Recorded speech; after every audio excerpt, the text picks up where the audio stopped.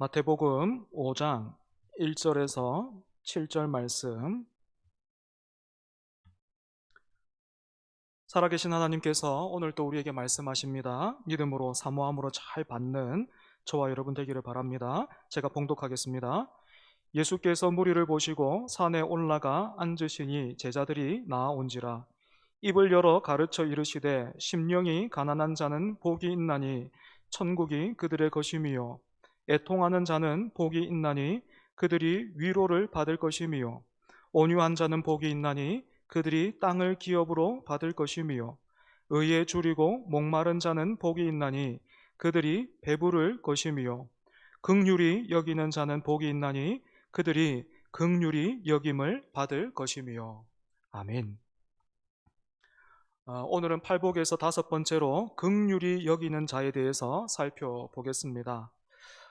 팔복을 연구하고 있는 많은 학자들은 대체로 우리가 이제까지 다루었던 네 개의 복과 오늘부터 우리가 다루게 될 이 네 개의 복을 구분하고 있습니다. 그래서 앞에 다룬 네 개의 복은 우리 안에 신앙이 자리 잡아가는 그런 과정으로 볼 수 있겠고, 뒤에 나오는 네 개의 복은 그렇게 우리 안에서 자리 잡은 신앙이 우리의 삶과 인격에서 드러나는 특성이다, 이렇게 설명합니다. 사랑하는 여러분, 이 설명대로라면 한 사람이 그리스도인으로 다시 태어나는 과정에서 제일 먼저 경험하게 되는 것은 심령이 가난해지는 것, 다시 말해서 희망이 아니라 절망입니다. 이제 막 신앙생활을 시작하는 분들은 대부분 하나님으로부터 도움받기를 기대하죠. 그죠? 험하고 또 불안한 이 세상, 내 힘만으로는 살기에는 불안하고 버거워서 하나님이 조금만 도와주시면 더 잘 살 수 있겠다, 그렇게 생각하고 하나님께 손을 내밀어 보는 거죠. 그러다가 가랑비에 옷이 젖어 드는 것처럼 예배를 통해서 말씀을 계속해서 대하다 보면 어떻습니까? 어느 날 깨닫게 되는 사실이 하나 있어요. 사실 나에게 필요했던 것은 하나님의 도움이 아니라 나는 구원을 받아야 하는 그런 존재였구나 하는 것을 깨닫게 되는 것입니다. 하지만 어디를 봐도 나는 하나님이 구원해 줄 이유가 하나 없는 사람이다 라는 그 사실에 눈이 열리면서 하나님 앞에 애통하는 일이 우리 기독교 신앙의 중요한 출발점이 되는 거예요. 이렇게 첫걸음을 떼기 시작한 신앙이 하나님의 은혜와 말씀으로 계속해서 성장해 가면 우리를 통해서 제법 그리스도인다운 태가 나오게 되는데, 그 중에서도 예수님이 제일 먼저 말씀하신 특징이 바로 오늘 본문 긍휼히 여기는 자입니다.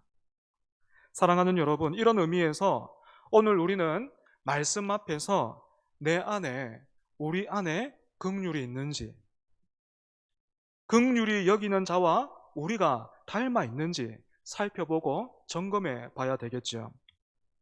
혹시 나는 타고난 성격이 기면 기고 아니면 아닌 그런 식으로 너무 분명하게 맺고 이렇게 끊는 게 더 좋아서 내 자신도 다른 사람으로부터 긍휼을 바라지 않고 나 역시도 다른 사람을 긍휼히 여길 생각은 없습니다, 뭐 그렇게 생각하고 또 살고 계신 분들이 있다면 다시 한번 이 팔복의 말씀이 각각의 특성을 가지고 있는 서로 다른 8명에 대한 그런 말씀이 아니고 예수님을 구주로 영접해서 하나님 나라를 약속받은 그 구원받은 사람의 특성이다라는 것을 다시 한번 생각해 보십시오.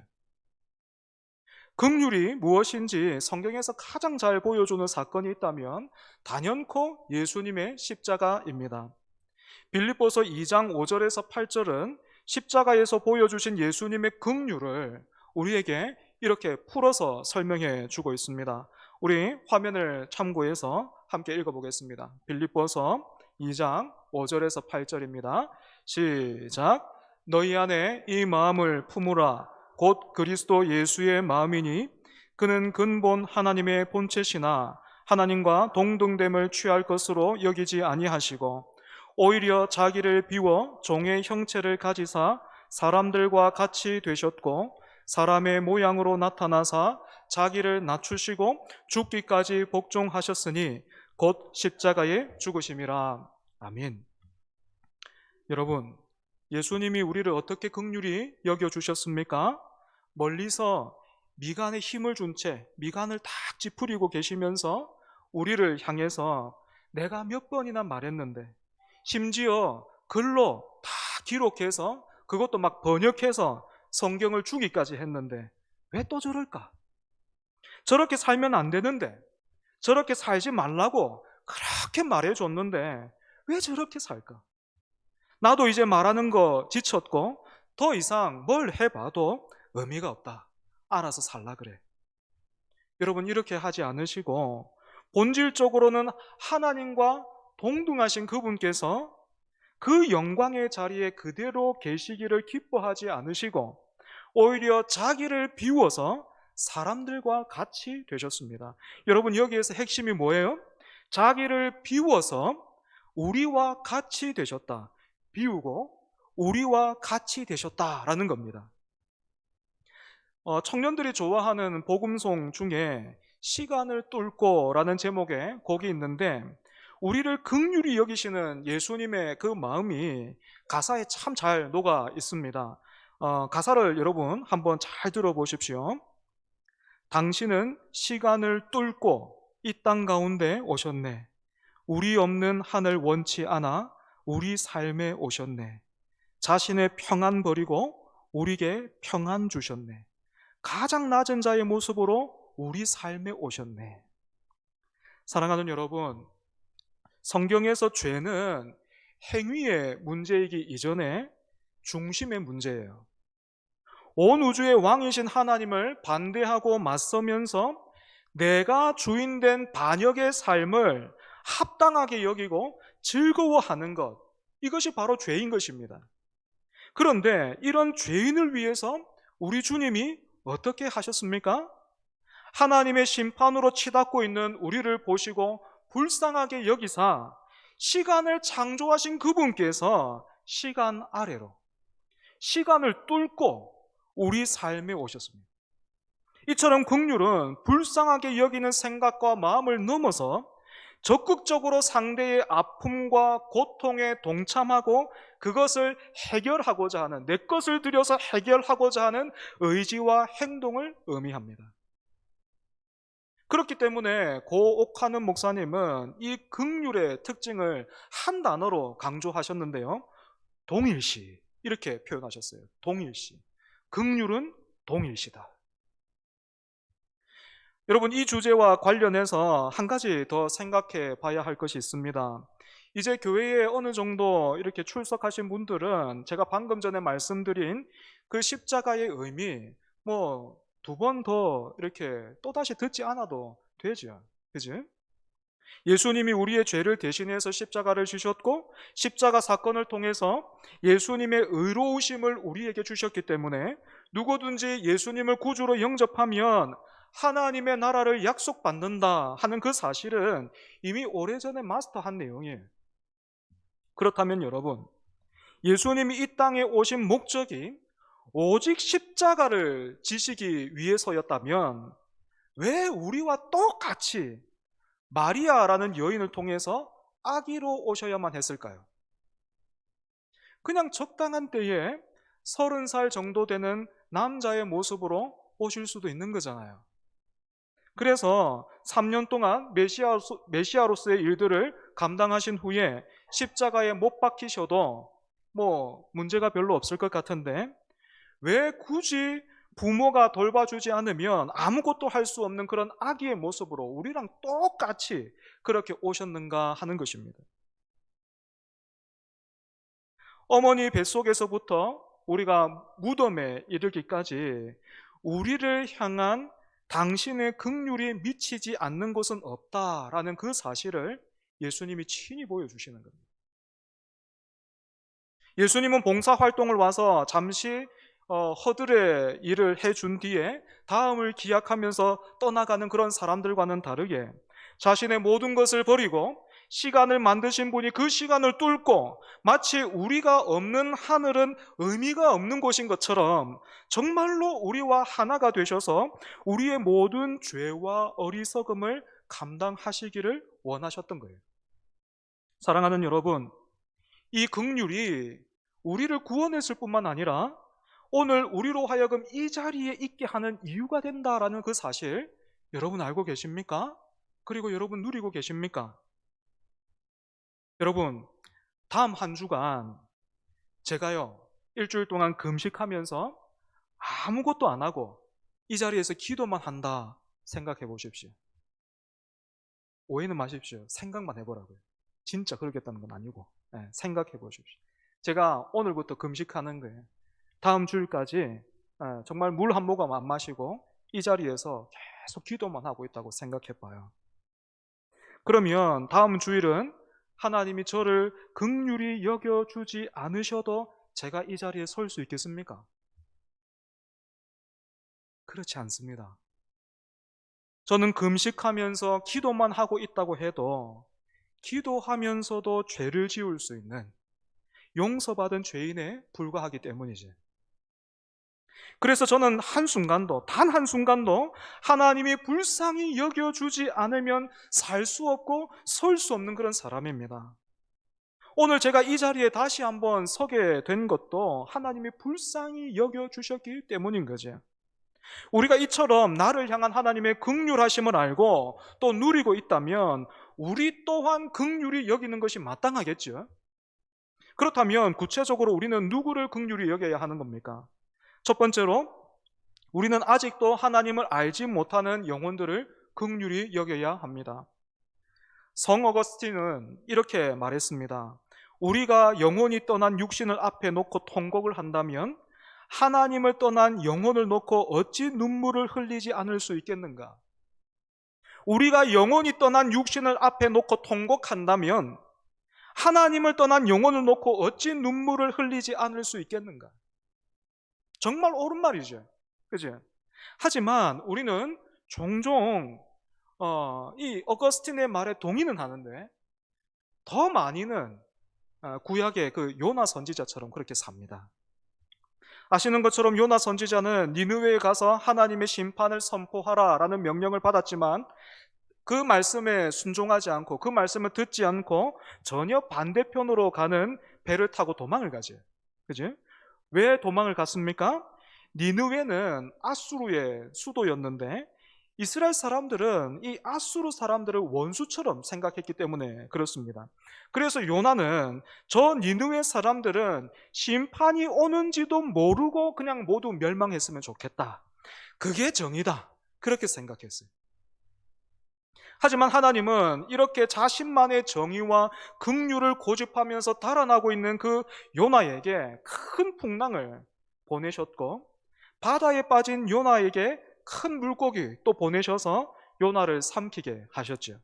그래서 요나는 3일 밤낮을 물고기 뱃속에 있어야만 했습니다. 여러분, 하나님은 왜 불충한 그 요나를 바다에 그대로 수장시켜 버리거나 아니면 물고기의 밥이 되게 하지 않으셨을까요? 하나님이 그런 요나까지도 긍휼히 여겨주셨기 때문에 그렇죠. 요나도 긍휼히 여기시는 것입니다. 하지만 물고기 뱃속에서 나온 요나는 하나님이 니느웨 그 사람들을 긍휼히 여겨주시자 어떻게 합니까? 그 앞에서 화를 내면서 대들지요. 나는 더 이상 이 꼴 못 보겠으니까 하나님 그냥 죽여줘요 하면서 하나님 앞에 대들었어요. 하나님이 나를 긍휼히 여겨주시는 것은 언제나 감사하고 당연한데 내가 보기에 나보다도 못하고 심지어는 악해 보이는 그 사람들까지 하나님께서 긍휼히 여겨주시면 우리는 하나님을 향해서도 대들어 버리는 거예요. 요나가 이렇게 대드는 이유가 무엇입니까? 나는 저 니느웨 사람들과는 분명히 다른데, 차원이 다른데 하나님은 나를 저 사람들과 동급으로 보시는구나 이렇게 생각했기 때문에 그래요. 다시 말해 요나는 나는 적어도 저 사람들과는 다르다 하는 그 자기 의에 잔뜩 취해 있었던 것입니다. 여러분, 이런 모습을 가리켜서 내가 받는 긍휼은 당연하고 감사한데 다른 사람들은 안 돼. 이런 모습을 가리켜서 세상에서는 내가 하면 로맨스, 남이 하면 불륜, 뭡니까? 내로남불, 이렇게 불러요. 사랑하는 여러분, 우리 주님께서 그리스도인이 되어가는 그 과정을 넘어서 장성한 그리스도인에게서 드러나는 여러 가지 특징들 중에서 가장 먼저 이 긍휼을 말씀하신 것은, 그리스도인은 주님이 보시는 대로 세상과 사람들을 보는 사람이기 때문에 그렇습니다. 주님의 시선을 가진 사람이란 거예요. 주님의 마음을 가진 사람이 바로 그리스도인이라는 것입니다.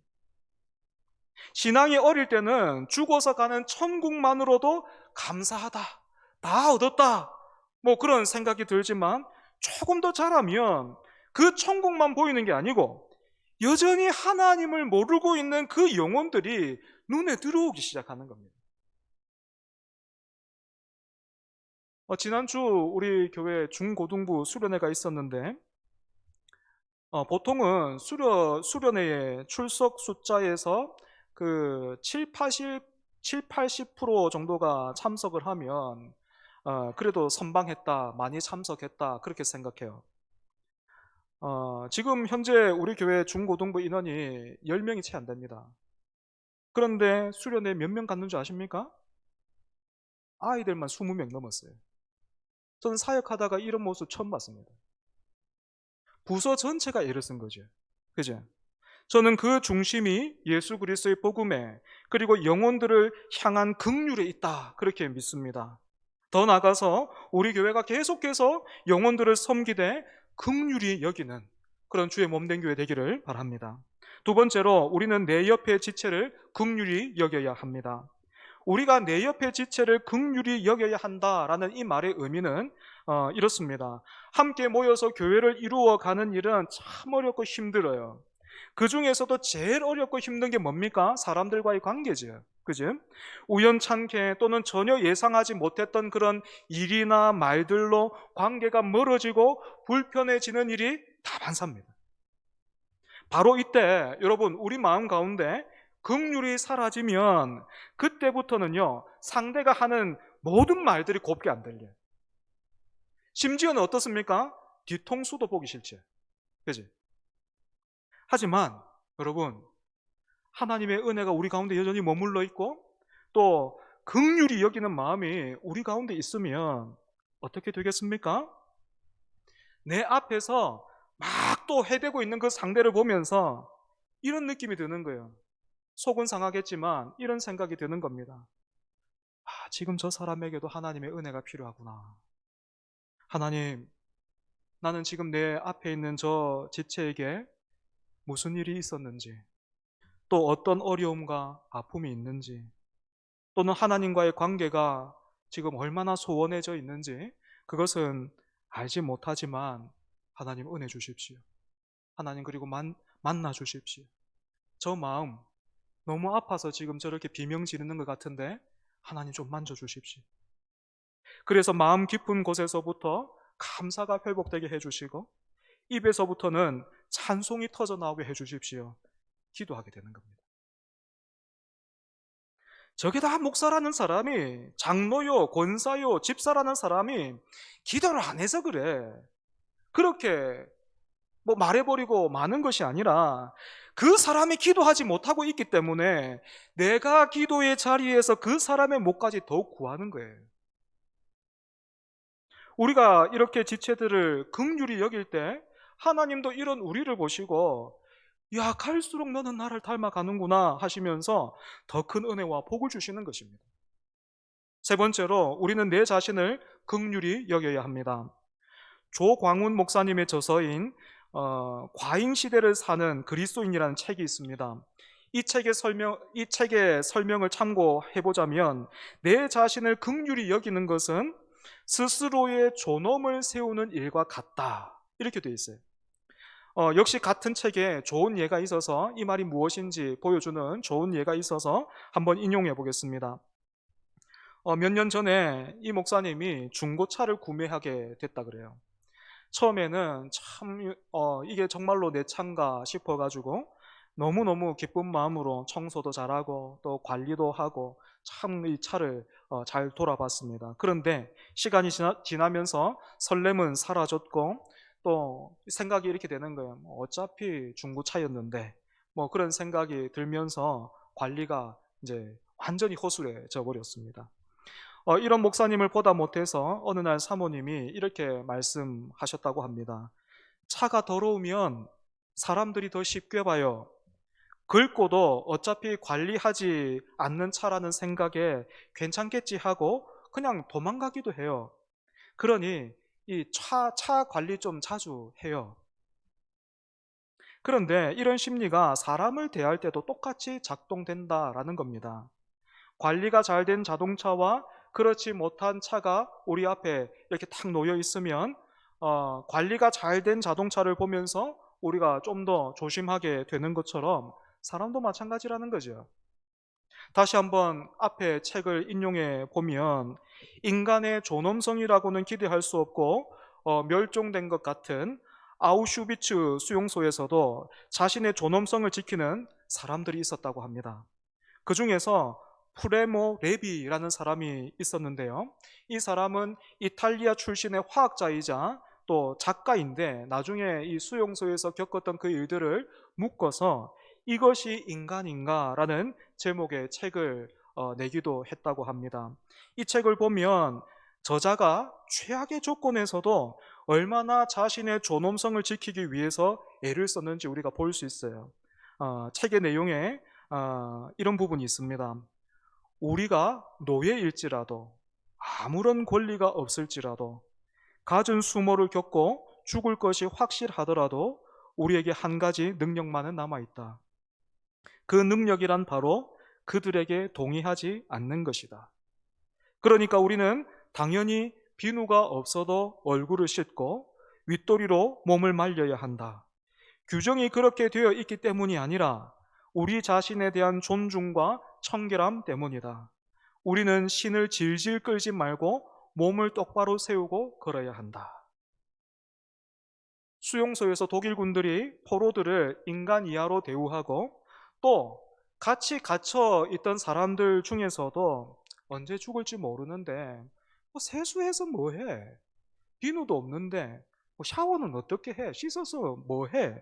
옷과 머리를 단정하게 그렇게 해서 다니면 뭐해? 누가 알아줘? 이렇게 말하고 행동하는 그런 사람들이 있었지만 이 사람 레비는 거기에 전혀 동의하지 않았고 자신의 존엄성을 지켜나갔던 거죠. 마찬가지로 사랑하는 여러분, 우리는 하나님의 긍휼을 입은 사람들이에요. 그냥 과거의 일들로 그친 게 아니라 오늘도 역시 하나님의 긍휼을 입고 살아가는 사람들입니다. 하나님께서 우리를 불쌍히 여기시되 그저 말로서만 하는 것이 아니라 아니면 뭐 피조물 중에 하나 천사를 통해서 우리를 그렇게 돌보시는 것이 아니라 그 아들을 통해서 돌보셨습니다. 우리가 어떤 상황과 처지에 있든지 여러분 이 사실은 변하지 않아요. 때문에 우리는 어떤 상황이나 어떤 경우에서도 이 레비처럼요 하나님의 자녀로서 살아야 합니다. 언제나 진심을 다해서 긍휼히 여기는 마음으로, 다른 사람들은 긍휼히 여기지 않는다 할지라도, 나를 그렇게 대해주지 않는다 할지라도 언제나 우리는요 하나님의 긍휼을 알기 때문에, 그 긍휼을 우리가 누리고 있기 때문에 진심을 다해서 상냥함으로 서로 인사하고 사랑의 수고를 하면서 믿음으로 인내하면서 내가 있어야 할 자리에 내가 해야 할 일들을 끝까지 바르게 잘 감당해야 하는 것입니다. 마지막으로 긍휼히 여기는 자에게 약속하신 말씀을 살펴보겠습니다. 주님은 긍휼히 여기는 자는 행복하도다. 왜냐하면 긍휼히 여김을 받을 것이기 때문이다. 이렇게 말씀하셨어요. 여러분, 우리는 이 말씀을 잘 이해해야 합니다. 이 말씀은 이미 하나님의 긍휼로 구원을 받은 그 사람에게 주신 말씀이에요. 다시 말해서 하나님의 긍휼하심을 입어서 이제는 하나님 아버지를 닮아 영혼과 이웃과 내 자신을 긍휼히 여겨야 할 사람에게 주신 말씀이라는 겁니다. 그렇다면 여러분, 이 말씀에 순종해서 정말 이 그리스도인의 제일 첫 번째 특징이, 그리스도의 그 기독교 신앙이 우리 안에서 제일 이렇게 자리 잡은 사람의 그 제일 먼저 나오는 특징이 긍휼이구나 하면서 어떻게 하든지 이 말씀대로 한번 살아보려고 애를 쓰는 그런 사람. 막 마음이 막 다치는데, 다치는 그 마음 막 부둥켜 안고, 다치는 그 마음을 막 끌어안고, 말씀 앞에서 막 이렇게 애써서 이렇게 벌려가면서 사람을 품고 교회를 품고 그렇게 애쓰는 사람과 그렇지 않은 사람, 무엇이 다르겠습니까? 같은 스포츠카, 스포츠카 중에서도 제일 막 이렇게 엄청난 스포츠카는 모두가 한결같이 짐승의 마크가 붙어 있잖아요. 그죠? 예. 그런 그 엄청난 스포츠카를 구매한 두 사람이 있다. 여러분 한번 생각해 보십시오. 그런데 한 사람은 그렇게 대단하고 엄청난 스포츠카를 샀는데, 그 차 가지고 그냥 마트만 갔다 오는 거예요. 마트하고 집만 이렇게 왔다 갔다 하는 거예요. 그런데 또 다른 사람은 기회가 있을 때마다 고속도로를 달립니다. 그렇게 시간이 지나서 두 사람이 이 각자의 차를 타고 다시 만났습니다. 여러분, 두 사람이 이 자기가 산 이 스포츠카에 대해서 무슨 말을 하겠습니까? 똑같을까요? 스포츠카를 타고 동네만 이렇게 돌던 그 사람은 어떻게 이야기하겠습니까? 대단한 거 없네. 뭐 엄청날 줄 알았는데 대단한 게 없네. 그냥 납작하기만 하고 짐 실는 것도 별로 막 불편하고 뭐 별로 큰 뭐 별거 없네. 그렇게 말하겠죠. 하지만 고속도로를 달린 사람은, 야, 역시 이 차가 그냥 대단한 게 아니구나. 역시 이 차가 그냥 비싼 게 아니구나. 굉장해. 한번 타고 나가면 스트레스가 확 풀려. 이렇게 말할 것입니다. 긍휼히 여기는 자가 긍휼히 여김을 받을 것이기에 행복하다라는 말씀이 꼭 이와 같습니다. 같이 신앙생활을 하고 있어도 어떤 사람은 별로 재미가 없죠. 그죠? 신앙생활을 하고 있는데 별 재미가 없단 말입니다. 그래서 하나님을 믿어도 별거 없네. 뭐 여기나 저기나 똑같네. 이렇게 말하는 사람이 있어요. 이유가 무엇입니까? 그런데 어떤 사람은 막 예배 드릴 때마다 너무 막 감격해하고 막 힘을 얻어서 가고. 무슨 차이입니까? 긍휼히 여기는 마음이 없기 때문에 그래요.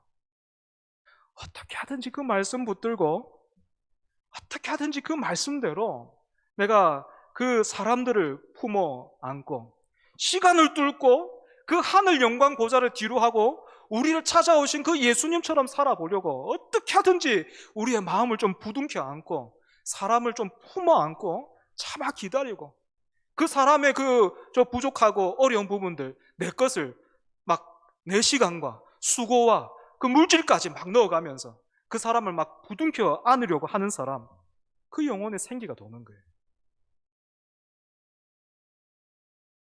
긍휼히 여기는 일은 사실 우리 힘으로는 불가능한 일이기 때문에 하나님의 은혜와 도우심을 구하지 않으면 불가능한 거예요. 그래서 긍휼을 따라서 살고자 하는 그 사람, 하나님께서 은혜 주시는 거예요. 그래서 그 영혼이 살아있는 것입니다. 사랑하는 여러분, 우리가 이 복과 맛을 알아야 되지 않겠습니까? 그리고 전해야 되지 않겠습니까? 긍휼히 여기는 자는 복이 있나니 하신 그 말씀, 우리가 다시 한번 중심으로부터 붙드는 저와 여러분 되기를 바랍니다. 말씀을 기억하면서 우리가 찬송합니다.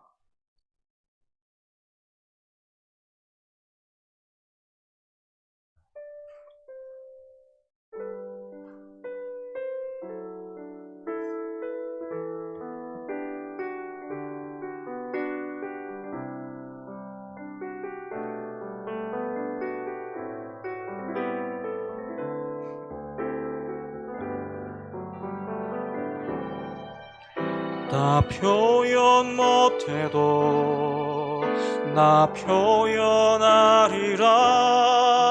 다 고백 못해도 나 고백하리라.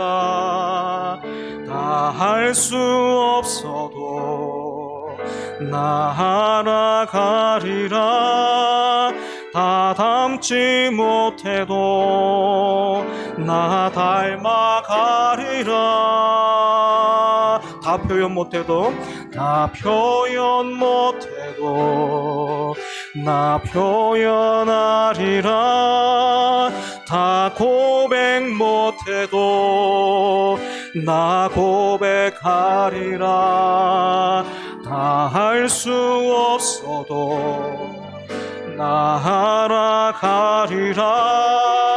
다 닮지 못해도 나 닮아가리라. 그 사랑 얼마나 아름다운지, 그 사랑 얼마나 날 부욕해 하는지, 그 사랑 얼마나 크고 놀라운지를, 그 사랑 얼마나 나를 감격하게 하는지. 다 표현 못해도 다 표현 못해도 나 표현하리라. 다 고백 못해도 나 고백하리라. 다 할 수 없어도 나 알아가리라. 다 닮지 못해도 나 닮아가리라. 다 표현 못해도 다 표현 못해도 나 표현하리라. 다 고백 못해도 나 고백하리라. 다 할 수 없어도 나 알아가리라. 다 닮지 못해도 나 닮아가리라. 그 사랑 얼마나 아름다운지, 그 사랑 얼마나 날 부욕해 하는지, 그 사랑 얼마나 크고 놀라운지를, 그 사랑 얼마나 나를 감격하게 그 사랑 얼마나 아름다운지, 그 사랑 얼마나 아름다운지, 그 사랑 얼마나 날 부욕해 하는지, 그 사랑 얼마나 크고 놀라운지를, 그 사랑 얼마나 나를 감격하게 하는지.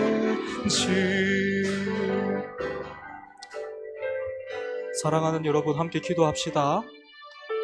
여러분, 기독교 신앙이 우리 안에서 자리 잡으면요, 또 우리 교회 안에서 자리 잡으면 제일 먼저 드러나는 특징이 뭐라고요? 긍휼입니다. 긍휼. 사랑하는 여러분, 오늘 여러분 안에 긍휼이 있습니까? 여러분은 긍휼히 여기는 그런 삶을 살고 있습니까? 더 나아가서 우리 교회 긍휼이 있습니까?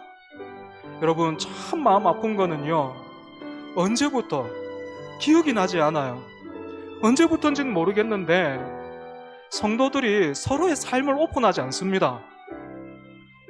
몸이 아픈데 큰 병원 가서 지금 내 몸을 돌아봐야 되는데 저마다가 이렇게 얘기해요. 목사님만 알고 계세요. 다른 사람한테 말하지 마세요. 왜? 긍휼이 사라졌기 때문에. 긍휼이 여기지 않는 거예요. 그 나의 아픔이, 나의 어려움이 긍휼이 여김을 받는 것이 아니고 그냥 말이 도는 거예요. 말이. 여러분, 우리 교회도 그렇잖아요. 지금 우리 모습도 그렇잖아요.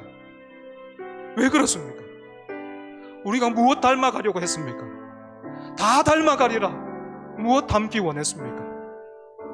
우리를 긍휼히 여기시는 하나님께서 오늘 우리 말씀을 통해서 붙드십니다.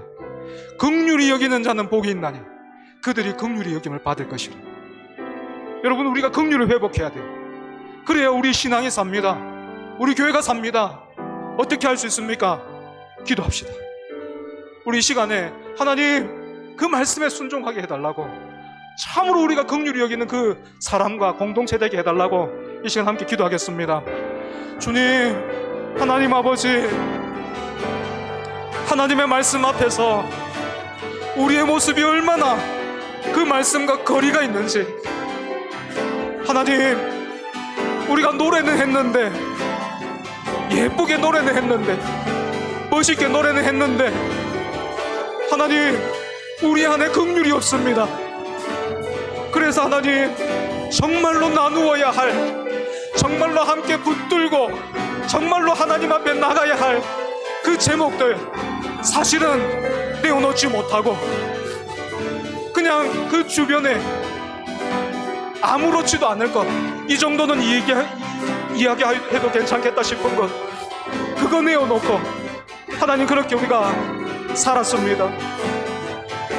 하나님, 그런 우리에게 말씀해 주셔서 감사합니다. 긍휼히 여기는 자가 복이 있다. 하나님, 말씀해 주셔서 감사합니다.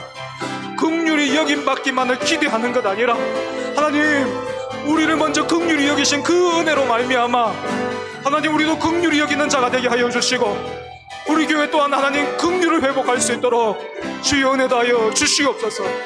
그래서 우리의 영혼이 살게 하여 주시고, 하나님, 우리 교회가 살아날 수 있도록 주님 은혜 다하여 주시옵소서. 하나님, 우리 힘으로는, 우리 결단으로는, 우리 악량으로는 한 사람도, 내 자신도 긍휼히 여길 수 없사오니 하나님, 우리를 불쌍히 여기사 주님 참으로 긍휼히 여길 수 있도록 하나님 은혜 다하여 주시옵소서.